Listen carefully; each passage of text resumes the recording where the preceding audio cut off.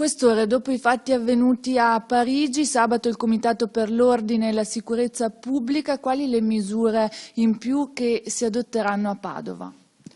C'è la massima allerta su tutto il territorio, quindi un controllo capillare ed efficace, rinforzato nelle stazioni ferroviarie e lungo le arterie autostradali, anche con l'attuazione di posti di blocco. E poi l'attività informativa che prosegue in maniera molto intensa e accurata.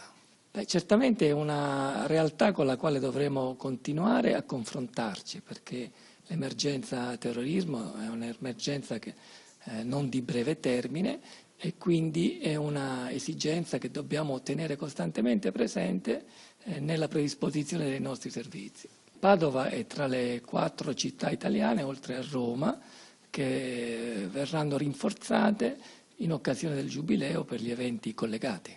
Padova è stata poi considerata una delle città più a rischio attentati, una delle città d'Italia più a rischio. Non mi risulta questa classificazione, non ci sono elementi per poterlo affermare, esiste il rischio generico che ci accomuna tutto il resto del territorio, ma non abbiamo elementi specifici di nessuna natura che possano indurre a queste determinazioni. Quali le forze in campo?